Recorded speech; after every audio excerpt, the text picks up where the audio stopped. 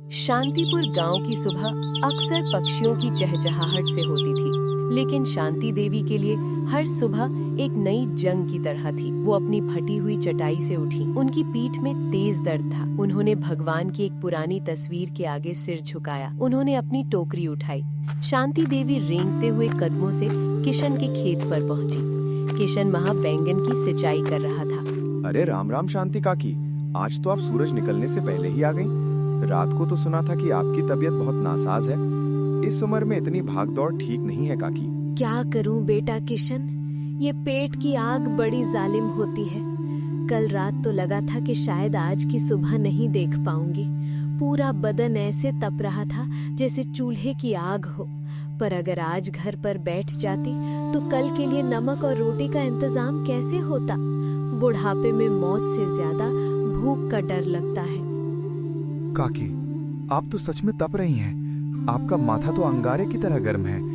आप पागलपन क्यों कर रही हैं? चलिए, मैं अभी काम छोड़ देता हूँ और आपको शहर वाले डॉक्टर के पास ले चलता हूँ। वहाँ अच्छी दवा मिल जाएगी। नहीं रे बेटा, मैं सुबह होते ही पास वाले गांव के वैद्य जी के पास गई थी। उन्होंने जड़ी बूटी पीस कर दी है और कहा है कि आराम करो। पर आराम नसीब वालों को मिलता है, मुझ जैसी अभागन को नहीं। तू बस आज का सौदा निकाल दे ताकि मैं वक्त रहते गांव के घरों में पहुंच जाऊं। काकी, आज टोकरी बहुत भारी हो जाएगी। आज मैंने ताजी गोभी, लाल टमाटर और आलू निकाले हैं। आप इतना बोझ अपने सिर पर कैसे ढोएंगी? आपकी कमर पहले से ही झुकी हुई है। बेटा, जब कंधों पर जिम्मेदारी का बोझ होता है तो टोकरी का वजन महसूस नहीं होता। मुझे 4 किलो आलू दे दे, 2 किलो टमाटर और वो जो ताजे बैंगन दिख रहे हैं ना, वो भी 3 किलो डाल दे। आज गांव में एक शादी का छोटा सा फंक्शन है, शायद वहाँ ज्यादा सब्जियां बिक जाएं। ठीक है काकी, पर ध्यान रखिएगा, अगर रास्ते में चक्कर आए तो कहीं बैठकर सुस्ता लीजिएगा। और सुनिए, पैसों की चिंता मत करना, जब बिक जाए तब दे देना। जैसे ही शांति देवी टोकरी उठाकर निकली, किशन की पत्नी राधा हाथ में चाय का गिलास लिए वहां आ गई। उसकी नजर शांति देवी की भारी टोकरी पर पड़ी। अरे ओजी, ये क्या तमाशा लगा रखा है? फिर से उस बुढ़िया को टोकरी भर के सब्जियां दे दी, वो भी उधार पर। राधा चिल्लाओ मत, वो बेचारी बीमार है, इस उम्र में मेहनत कर रही है। हमें उसकी मदद करनी चाहिए। इंसानियत भी कोई चीज होती है। इंसानियत? आपकी इसी इंसानियत ने हमें कंगाल बना रखा है। वो बुढ़िया हर रोज आती है, मीठी मीठी बातें करती है और मुफ्त में सब्जियां ले जाती है। पिछली बार का हिसाब भी अभी बाकी है। क्या हमने ये खेत समाज सेवा के लिए खोला है? हमारे बच्चों के पैरों में जूते नहीं हैं और आप दान पुण्य कर रहे हैं। राधा, वो गांव की बुजुर्ग है। उसके पति के गुजरने के बाद उसका कोई नहीं रहा। क्या हम इतना भी नहीं कर सकते कि उसे 2 वक्त की रोटी का जरिया दे सके? सुन लीजिए, अगर आज शाम तक वो बुढ़िया पैसे लेकर नहीं आई तो कल से मैं उसे खेत के अंदर पैर भी नहीं रखने दूंगी। मुझे अपने बच्चों का भविष्य देखना है। इस बेकार की दया का मैं क्या अचार डालूंगी। शांति देवी गांव की गलियों में पहुंची। उनका शरीर कांप रहा था, लेकिन वो चिल्ला रही थी, सब्जी ला ले लो, ताजी सब्जियां। वो मीना के घर के बाहर रुकी। अरे शांति काकी, आज तो आपकी आवाज बहुत धीमी लग रही है। क्या बात है? चेहरा भी पीला पड़ा हुआ है। क्या बताऊं बेटी, आज हिम्मत जवाब दे रही है, पर क्या करूं, मजबूरी इंसान को पत्थर बना देती है। आज बहुत अच्छी गोभी लाई हूँ, देखेगी क्या? काकी, गोभी तो मैं ले लूंगी, पर पहले आप थोड़ा पानी पीजिए। तभी मीना की बेटी चुटकी बाहर आई। दादी, आप फिर से काम पर निकल आई? माँ, देखो ना, दादी कितनी बीमार लग रही हैं। दादी, आज आप कहीं नहीं जाएंगी। आज आप हमारे घर पर खाना खाएंगी। मैंने आपके लिए खास खिचड़ी और चटनी बनाई है। शांति देवी अंदर गई। चुटकी ने उन्हें बड़े चाव से खाना खिलाया। दादी, आप रोज हमारे घर क्यों नहीं आ जाती? मैं आपको रोज गरम गरम खाना खिलाऊंगी। आपको ये सब्जियां बेचने की क्या जरूरत है? बेटा, मेहनत की रोटी में जो स्वाद है वो कहीं और नहीं। जब तक ये हाथ पैर चल रहे हैं, मैं किसी पर बोझ नहीं बनना चाहती। तू बहुत प्यारी है, बिल्कुल वैसी ही जैसी मेरी पोती होती, अगर भगवान ने चाहा होता। शाम को जब शांति देवी थकी हारी अपनी झोपड़ी की ओर लौटी तो उन्होंने देखा कि वहां गांव के जमींदार गजेंद्र भाटी के 2 आदमी रंगा और बिल्ला खड़े थे। बेटा, तुम लोग यहाँ क्या कर रहे हो? मेरी झोपड़ी के पास ये खूंटे क्यों गाड़ रहे हो? बुढ़िया अपना बोरिया बिस्तर समेट ले। जमींदार साहब का हुक्म है कि ये जमीन अब खाली करनी होगी। यहाँ सरकार की तरफ से एक बड़ा गोदाम बनने वाला है। क्या कह रहे हो बेटा? ये झोपड़ी तो मेरे पति की निशानी है। मैं 50 साल से यहीं रह रही हूँ। ये जमीन सरकारी कैसे हो गई? मेरे पास कहीं और जाने की जगह नहीं है। कानून जगह नहीं देखता बुढ़िया, कागज देखता है। तेरे पास इस जमीन के कोई कागज हैं? नहीं ना, तो फिर ये जमीन सरकारी हुई। ठाकुर साहब ने कहा है कि अगर तूने 3 दिन में ये जगह खाली नहीं की तो हम इसे मिट्टी में मिला देंगे। बेटा, मुझ पर रहम करो। मैं इस उम्र में कहाँ जाऊंगी? किसी पेड़ के नीचे मर जाऊंगी मैं। जमींदार साहब से कहो कि मुझे थोड़ी सी जगह दे दें। जमींदार साहब के पास फालतू वक्त नहीं है। चुपचाप खाली कर दे, वरना अंजाम बुरा होगा। वे दोनों चले गए। शांति देवी अपनी टूटी हुई चौखट पर बैठ गई और फूट फूट कर रोने लगी। आसमान में काले बादल छा रहे थे, जैसे उनकी जिंदगी में भी कोई बड़ा तूफान आने वाला हो। 3 दिन बीत चुके थे। शांति देवी की रातों की नींद और दिन का चैन छीन लिया गया था। वो हर पल अपनी झोपड़ी को निहारती और रोती। चौथे दिन की सुबह जब गांव में कोहरा छाया हुआ था, तभी जमींदार के लठैत रंगा और बिल्ला बुलडोजर जैसी मशीन लेकर नहीं, बल्कि कुल्हाड़ियों और आग के गोलों के साथ वहां पहुंचे। शांति देवी अपनी कुटिया के अंदर चूल्हा जलाने की कोशिश कर रही थी। तभी बाहर से जोर जोर से चिल्लाने की आवाजें आईं। अरे ओ बुढ़िया, बाहर निकल। बहुत मोहलत दे दी तुझे। आज ठाकुर साहब का सब्र जवाब दे गया है। बेटा, अभी तो सूरज भी नहीं होगा। इतनी सुबह मुझ गरीब पर क्यों कह ढा रहे हो? मैंने कहा था ना, मुझे बस थोड़ा और वक्त दे दो। मैं कहीं और ठिकाना ढूंढ लूंगी।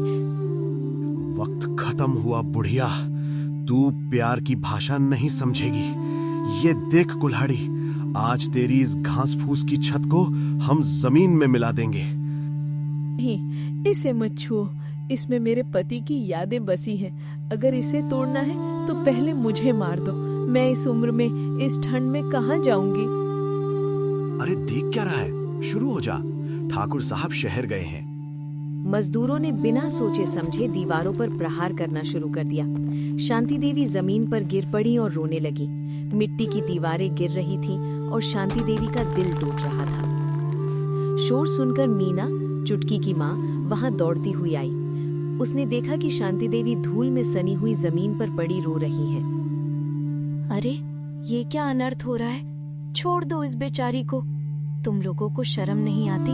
एक बूढ़ी औरत का घर उजाड़ रहे हो।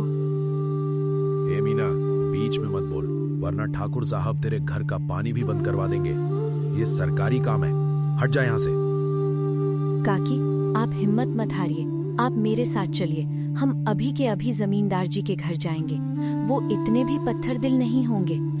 बेटी, जो इंसान किसी का घर उजाड़ता है उसके सीने में दिल नहीं, पत्थर होता है। पर तू कहती है तो एक बार आखिरी कोशिश कर लेती हूँ। शायद मेरी बुढ़ापे की झुर्रियाँ देखकर उन्हें तरस आ जाए। मीना और शांति देवी जमींदार गजेंद्र भाटी के महलनुमा घर पर पहुंची। ठाकुर साहब अपने घर के बरामदे में बैठे थे। जमींदार साहब, मुझ पर रहम कीजिए। आपके आदमियों ने मेरी झोपड़ी की दीवारें गिरा दी। मैं कहाँ जाऊंगी? मैं अनपढ़ हूँ, मुझे कागजों की समझ नहीं है। पर मेरे पति ने मरते वक्त कहा था कि ये जमीन मेरी है। देखो शांति, भावनाओं से पेट नहीं भरता और ना ही कानून चलता है। वो जमीन सरकारी रिकॉर्ड में खाली दिखाई गई है। वहाँ गांव का विकास होगा। तू क्यों बीच में रोड़ा बन रही है? सरकार, विकास तो इंसानों के लिए होता है ना। अगर एक इंसान ही बेघर होकर मर जाए तो ऐसा विकास किस काम का?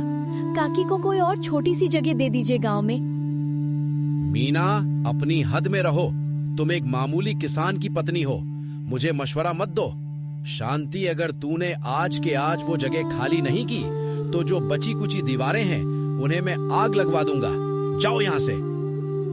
ठीक है जमींदार साहब, अगर आप चाहते हैं कि मैं यहीं मर जाऊं, तो मैं भी आपकी चौखट से नहीं हिलूंगी। जब तक मुझे न्याय नहीं मिलता, मैं यहीं बैठी रहूंगी। उधर झोपड़ी के पास रंगा और बिल्ला देख रहे थे कि गांव के लोग इकट्ठा हो रहे हैं। बिल्ला, अगर गांव वाले और इकट्ठा हो गए तो काम मुश्किल हो जाएगा। बुढ़िया तो जमींदार के पास गई है, क्यों ना काम जल्दी खत्म कर दे। क्या मतलब?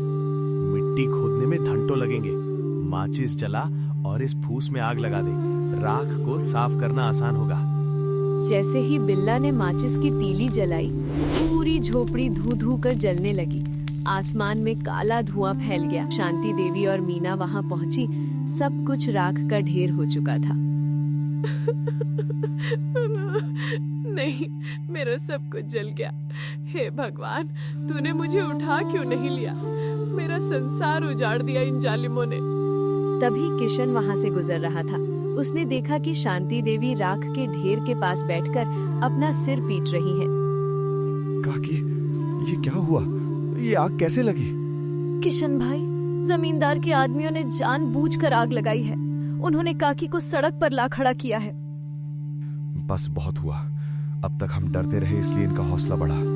आज एक माँ का घर जला है, कल हमारा खेत छीना जाएगा। बेटा, मैं तो बर्बाद हो गई।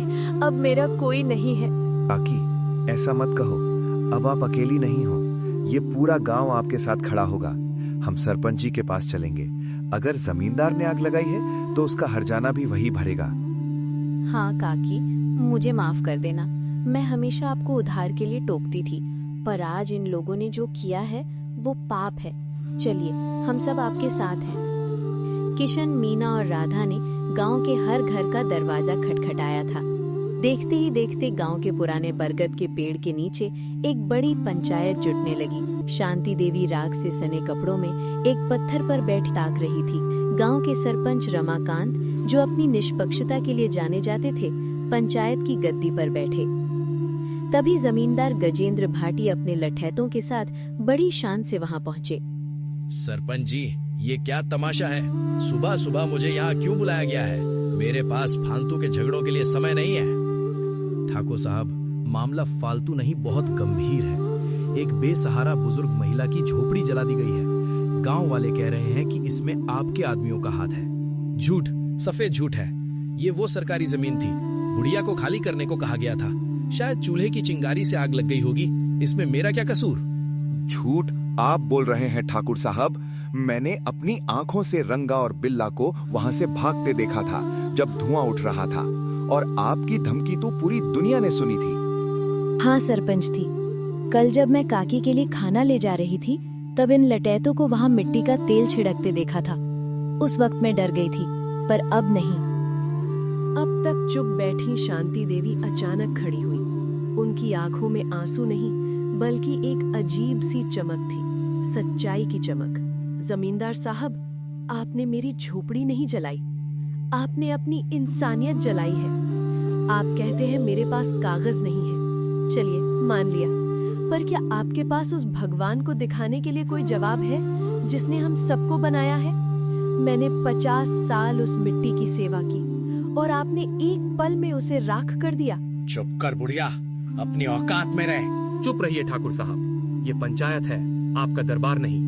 शांति काकी, आप अपनी बात पूरी कीजिए। सरपंच जी, मुझे महल नहीं चाहिए। मुझे बस मेरा वो कोना लौटा दीजिए जहाँ मैं चैन से मर सकूं। क्या इस गांव में एक विधवा के लिए 2 गज जमीन भी नहीं बची?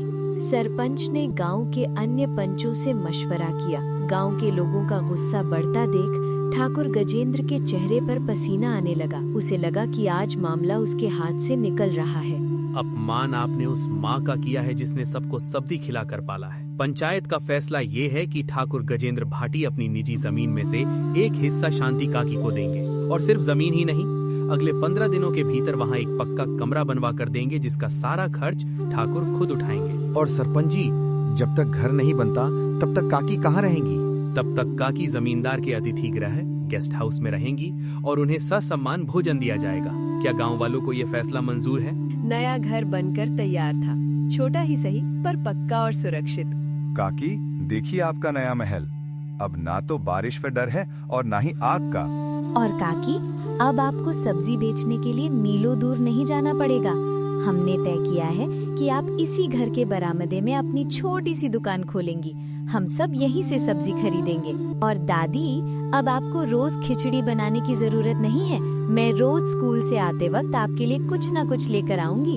आज मुझे समझ आया कि असली दौलत कागज के टुकड़े या जमीन नहीं होती। असली दौलत तो आप जैसे लोग हैं। बेटा किशन, तूने मुझे हारने नहीं दिया। राधा बेटी, तूने मेरी आंखें खोल दी। काकी, मुझे शर्मिंदा मत कीजिए। मैंने देर से ही सही, पर ये समझ लिया कि रिश्तों की कीमत पैसों से बढ़कर होती है। शांति देवी अब अपने नए घर में चैन से रहती हैं। वो अब भी सब्जियां बेचती हैं, पर अब उनके चेहरे पर थकान नहीं, मुस्कान होती है। गांव का हर बच्चा उन्हें सब्जी वाली दादी के नाम से प्यार करता